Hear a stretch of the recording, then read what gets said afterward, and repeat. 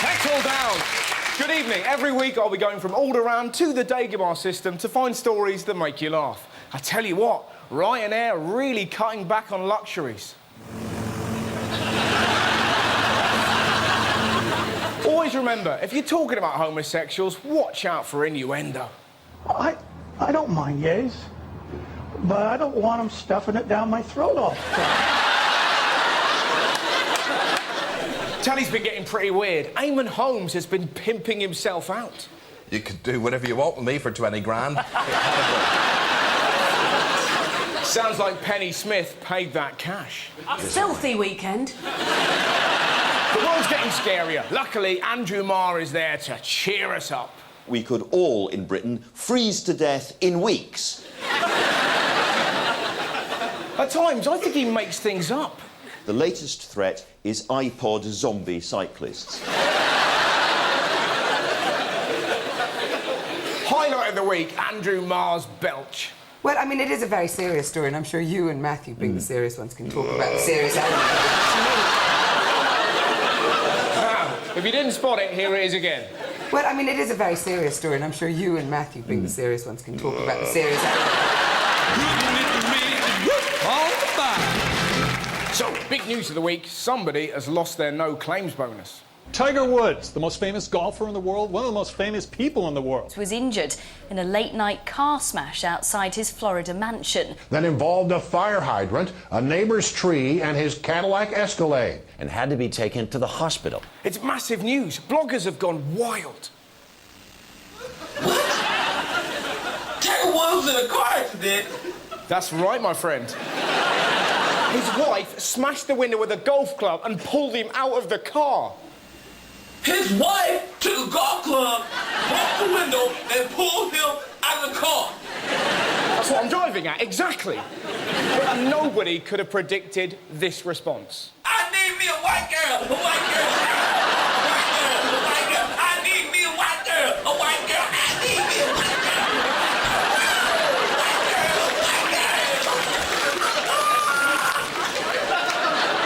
Nobody saw that coming.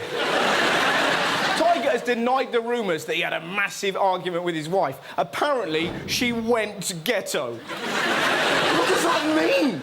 Did she start screaming, "You ain't no tiger, you a goddamn pussycat"? We don't have a similar expression in this country. "Oh, you should have been there, Nigel." She went absolutely cul-de-sac. Tiger denies he was having an affair. Now, if your name is Tiger, there's a lot of pressure on you to be good at sex. Or my name is Russell Magic Cock Howard. Tiger has... It was a really weird christening. Tiger hasn't been seen in public since the accident. The rumour is his wife scratched his face and he's waiting for the scars to go down. What do you reckon she scratched on his face? Wouldn't it be great if it was just the words "mother putter"? Whenever a celebrity is injured, there's always an avalanche of crap puns. "He's not very good at driving." Very good. "Apparently he fell a bit green." Did he? Yeah, the airbags didn't go off because he had a hole in one. Oh, fuck off and die. Because I need me a black woman. A black woman. Been a bizarre week for sport, hasn't it?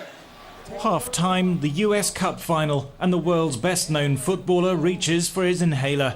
Despite having asthma since childhood, it is the first time David Beckham has been seen using a puffer. It's nuts. Beckham's got asthma. That's like finding out David Attenborough has an ashtray made out of a gorilla's hand. Or that Terry Wogan was the man who blinded Pudsey. Did you look at my wife, Pudsey? It's weird. It's like finding out Tigger's got ME. No, not today, Piglet. Tigger's a bit tired today.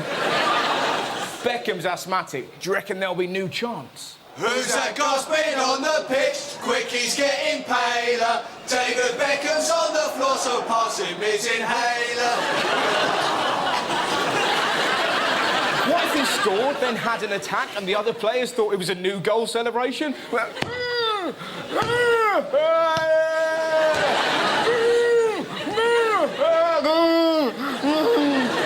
he looks like a Smurf. Finally, he has a weakness. The other teams will be rubbing his shirt with cat hair. If If you were one of his teammates, you'd totally slip some acid into his inhaler. Imagine the interviews. You didn't pass to Rooney once. He turned into a mermaid. I'm not an idiot.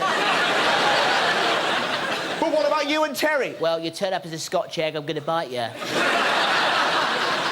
Why did you punch Sean Wright-Phillips? He's shit. Beckham has also revealed this week that he smokes cigars.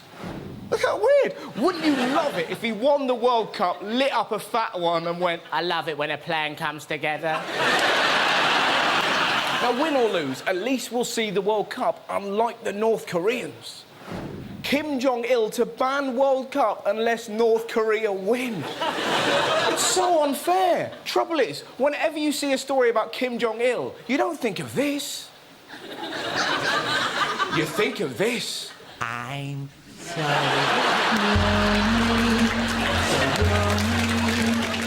lonely inside, real alone. You can't help it. His name makes it sound like he's always moaning. Kim Jong-il, Kim Jong-sad, Kim Jong-sleepy. Don't worry, that's good racism. Anyway, the crazy little fucksack is only showing the bits of the World Cup that make North Korea look good. You can't edit football. Sometimes the mistakes are the best bits.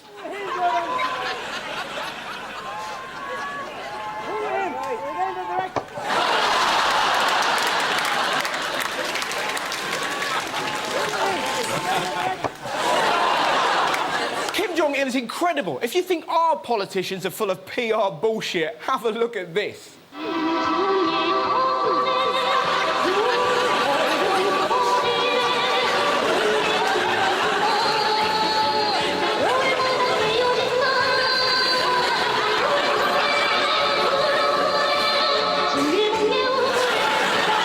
Kim Jong speaks to the mountains. Hi! Apparently Kim Jong-il eats lobsters with silver chopsticks. When he quit smoking, he made it illegal for anyone in North Korea to smoke. And in 2007, he played a round of golf and released this statement. On my 62nd birthday, I completed a par 72 golf course in 34 strokes. I got 5 holes in one, and it was the first time I'd ever played. He's mad, he just makes stuff up. The North Korean Times must be ridiculous. Kim Jong-il, I beat Usain Bolt. Kim Jong-il, I won X Factor. Kim Jong-il, I beat God at table tennis, and I can shoot champagne out of my beard. Now, remember, a few weeks ago, we spotted this guy outside the BBC. He was obsessed with getting on telly. He kept appearing over and over. We thought it was a one-off. We were wrong. This week, he was back. Well, Mark Ashdown is at the refuge centre set up to look after them. Mark. But tonight, it is a refuge centre. More than 200 people are out there. We're not thinking about small things like state officers and children dealing with approximately 200 people that are needed. Can you get their lives back to normal? Back to you, Victoria. Mark, thanks very much indeed. Oh, we've had some pretty dumb crime stories lately. Some American guys robbed a bank. Did they use a mask? Oh, no. We had... It's brilliant, isn't it? Do you reckon they'll see who we are? Do you know what's wonderful about it? Permanent marker. We had this master of escape.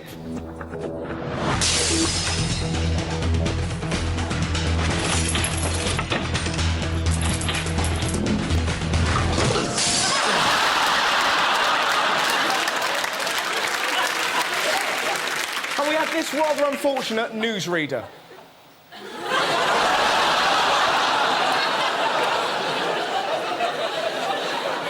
It's not just the criminals who are dumbing down, it's the police too. Have a look at this photo fit from Bolivia.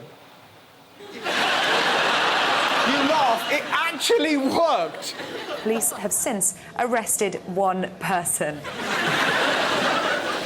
We've got footage of the lineup.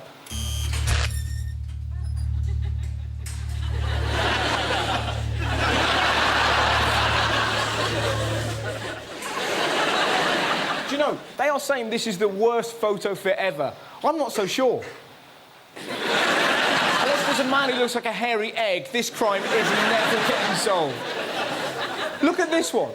He looks like a ninja with custard on his face. But this is the best. There was a burglar in New Zealand who looked a lot like Robbie Coltrane. So rather than draw a likeness, they simply printed this. Look what they put at the bottom. It's absolutely classic. Robbie Coltrane is not the burglar. But imagine him 16 with lanky hair, and you get the picture. Do you reckon if I ever bust a move in New Zealand, they'll show this picture? It's a scary likeness now, isn't it? Although, the Lynx man has got no respect for the war dead.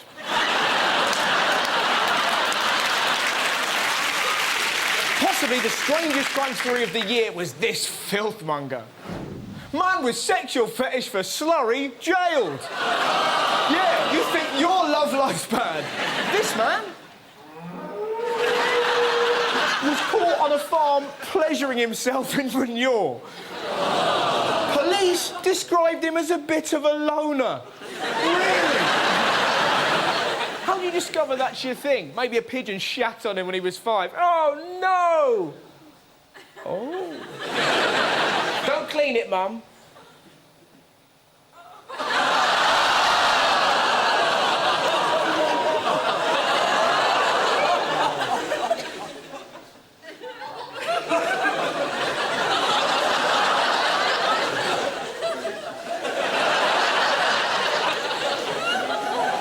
A sexual fetish for slurry. It's going to change that famous old song. Old MacDonald had a farm, E-I-E-I-O, and on that farm there was a perv. Oh my God, that's so. Oh, with a wank wank here and a tug tug there, in the muck pulling on his wank stick. Old MacDonald had a farm, E-I-E-I, everybody. Oh! Old MacDonald!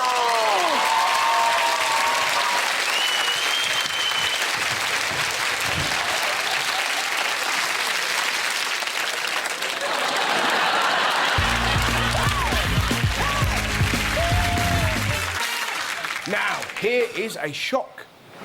Men are best shoppers official. I find this hard to believe. Even professional shoppers haven't got a clue. That picture, remember the picture of the horse I showed you earlier? Well, here it is, blown up. Are you sure that's a horse? Looks a bit like a butterfly. Look at that horse. The bushy tail, the big teeth, the hooves. Okay, my producer, Tara Cates, just told me this isn't a horse, it's a butterfly. When most men shop, they're like kids. They have to play with things. 1101-1816 is the item number on this one. And the nice thing about these practice katanas... Oh! Oh, that hurt. Oh, that hurt big time. A piece of that the tip just got me, Odell. Oh, that got me good. You all right? A piece of that tip just got me. We may need emergency surgery in the studio. Men aren't better at shopping. For some of them, buying beer turns into a disaster. Trouble,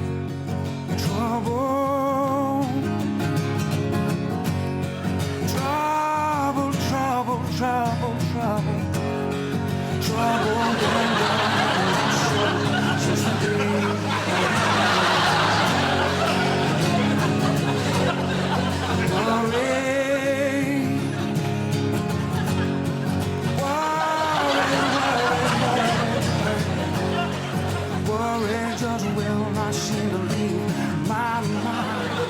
Poor guy, he's like a stranded turtle. The best bit is when he leaves. He is so close to freedom.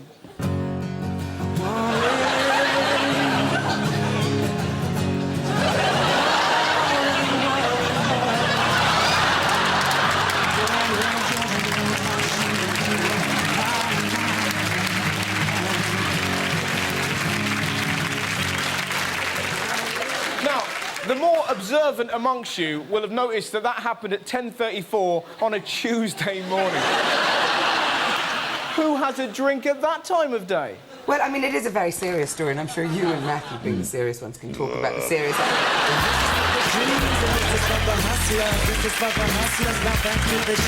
Bad news for the players this week. Camilla condemns Beyonce's terrifying gangster rap videos for glorifying sex and violence. How funny is that? Her and Charles in bed watching MTV Base. I don't think you're ready for this jelly. Who the hell is she to tell me when I'm allowed my pudding? Wouldn't it be great if the Queen went, "So, Camilla doesn't like rap, eh?" and then worked it into a Christmas speech? Nah, getting Lizzie with it. Nah. Come on, everybody! Nah, getting Lizzie with it. My name is Prince Philip! The royal family should love rap music. When you think about it, this guy... the original pimp. He had a turf war with the Pope, and if one of his bitches stepped out of line, he popped a cap in their ass. We can't have Camilla advising us on R&B. Rap should be angry. Polite rap would be rubbish. I like weed and hoes, getting dirty and bad, so I help in the garden with my great-granddad. I got a bitch at home, panting at my door. Not a woman, that's mean, she's a Labrador. I'll get pussy at night. Did you hear my lingo? I have to cat sip on my nans and bingo. I got a woman at home who makes me feel glad. She's a real mother figure to us in our lives. Mother figure, yeah. Mother figure, yeah. I'm cruising the streets and all my rivals stun you till my chain comes off and I get a puncture. Get the tent up, son. I've got 99 problems, but my pitch ain't one.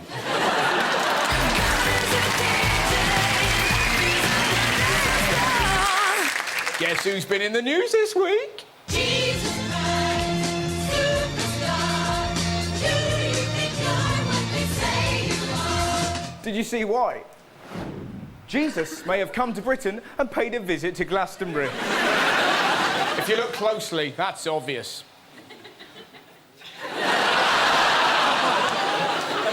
Imagine seeing Jesus at Glastonbury. I am the Son of God. Wow, who's your dealer? Did he only visit Glastonbury? Oh, no. Jesus visited several places in the West Country, so basically he had a gap year. Where do you want to go, Jesus? Babylon? Alexandria? No. Western Superman. Mind you, it's a good job Jesus didn't pick up the accent. Listen up, my lovers. Blessed are the meek, for they will inherit the earth. Lush.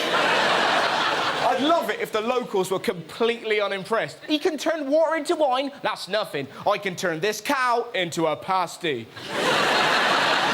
I bet he did well with the ladies. Hey, baby, you want to go to heaven and back? If I was God, I'd give my son a big dick. Wow, if Christ did have sex, then there may be West Country descendants. But who? I'm Justin Lee Collins, and I'm the son of Jesus. Join me next on Channel 4 when I try and bring back all the disciples. I still haven't found Judas. He's a right asshole. And that isn't even the weirdest religious story of the week. Check this out. Is the Vatican entering the final frontier? Yeah, the Catholic Church just held a week-long conference with 30 scientists to discuss the possibility of alien life. The questions this throws up. Now, what happens if we find these extraterrestrials and we assume, that they are to be saved, but they're also really delicious?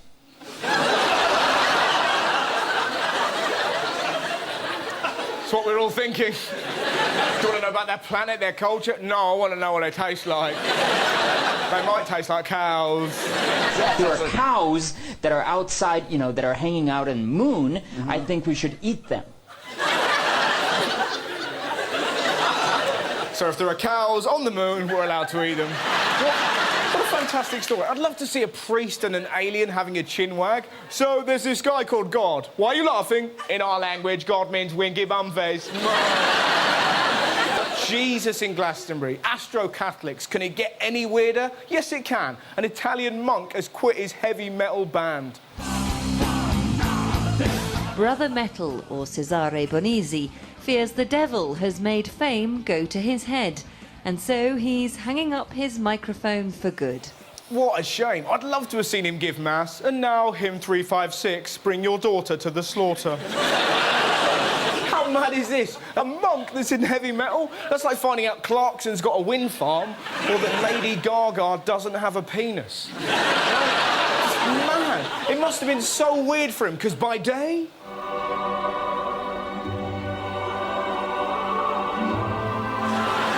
and by night...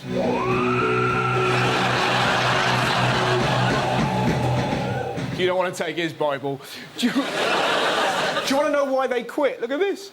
The devil has separated me from my managers, risked breaking me up with my band members, and even come between me and my fellow monks. A monk argument. How much would you love to see that? What time do you call this, Brother Caesar? This heavy metal has to stop. Kiss my balls, Brother Paolo. I've just come from a sellout gig where everybody loved me and now I'm sleeping on a bed of stone. Why would you give that life up? The crowd surfing, the head banging, the groupies? How gutted is he going to be if there's no God? You fucking what?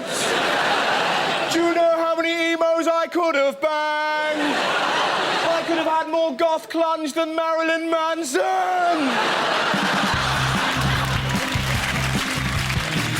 Now, this is a headline. Half of Brent's horses are obese. Why the long face? I comfort eat. Just putting their hooves in jam. Jam makes the pain go. Jam makes the pain go. Do you reckon fat horses get bullied by other horses? Look under his saddle. Muffin top. I'm big boned! We're obsessed with feeding animals in this country, especially dogs. Some of them are so fat they try and eat tennis balls. Certain animals are being overfed, others are just being psychologically damaged. Look at this clip. You've never seen dogs look so bored. Guys, what are you doing? Nothing. You showing off your Halloween costumes? No. Pixie, are you Princess Leia? No, I'm a dog. Wicked, are you Darth Vader? I'm a dog, dickhead. Where's your lightsaber? Are you not amused? No. Don't get mad at me. Mommy's the one who bought the costumes. Mummy's shagging the neighbour. But dressing them up is nothing compared to this. That's right, dogs get boob jobs in bid to find new owners. This is absolutely mental, isn't it? And it's really going to change that famous song, How much is that dog in the window? The one with the big double D's. How much is that dog in the window? She'd knock herself out with the sneeze. You can't give a dog a boob job. They're constantly horny as it is. How lovely.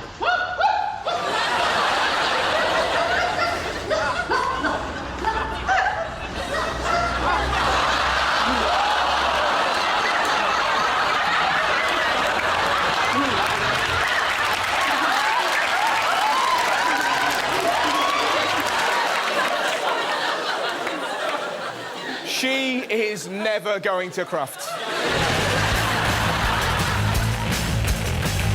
Whatever. Now, we all admire dance, and when it's done well, it can look angelic.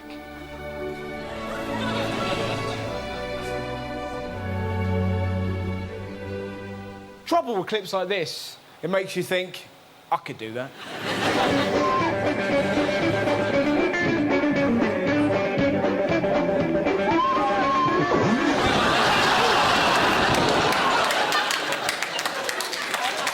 She wasn't the only one. Look at this. Hundreds of Strictly fans are injuring themselves by copying moves seen on telly. Injured watching telly? Good job they didn't see this. Imagine that. Going around your granddad. Jesus, Grandad, that's a bruise? What happened?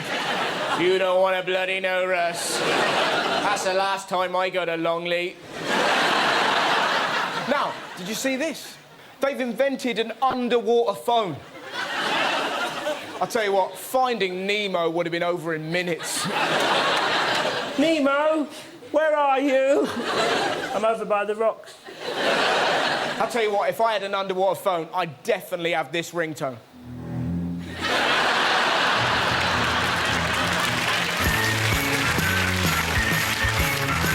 Now, Nicolas Cage turned on the Christmas lights in Bath this week. 5, 4, 3, 2, 1, go! I didn't go. I felt a little bit upset, right? Because they actually promised it to me. It's genuinely true. This is a letter. Look at that. We wondered whether Russell might be interested in turning the lights on this year. And I was like, yeah, I'd love to. I was really looking forward to it, and then I saw it on telly. I was like, oh, no. What was great, all my family had been taking the piss. Here, Russ, in the flesh, you look just like Nicolas Cage. I got my own back, though. I picked up a prestigious late booking. 3, 2, 1, Merry Christmas! Merry Christmas, Rudolph the Red-Nosed Reindeer. But to be honest, the best Christmas light story was this heartwarming tale from Portishead. One town near Bristol has opted for a different kind of hero to help deliver its festive cheer. Ready for Christmas at all? His name is Nigel. He works in a DIY store and he's become the biggest star in town simply by being nice. Oh, that's a fine spruce you have there. There's a fine spruce. Any nice plans for the following week at all? It's very cold this morning, unfortunately. It's very, very cold this morning. It's lovely to see a shop assistant that smiles, helpful, and, you know, really pleased to see you and serve you. I mean, the queue's 30 miles long because he's talking all the time. I wish everybody was like that in the shops, to be honest with you. Are you ever miserable? No, amazingly, no. I think there's never a day which it's just myself as a person. I've never seemed to be miserable, not even work. You know, I come each day, it's excitement, because I suppose every day's different, really. I suppose You're so nice. Oh, thank you. None of this celebrity business. No, we want Nigel. Well done, Nigel. Oh, thank you. Congratulations. Oh, thank you very much. So the man who never wanted fame gets mobbed on the high street. But Nigel says his only wish is to brighten up life on the checkout. 5, 4, 3, 2, 1,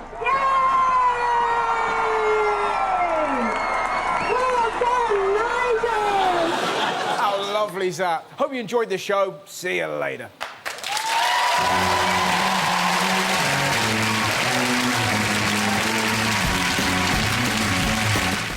And you can see Russell Howard on Friday night with Jonathan Ross, tomorrow night at 10:35 over on BBC One. And then, of course, he's back here on 3 for Good News next Thursday at 10:30. Next, it's the Family Guy Double.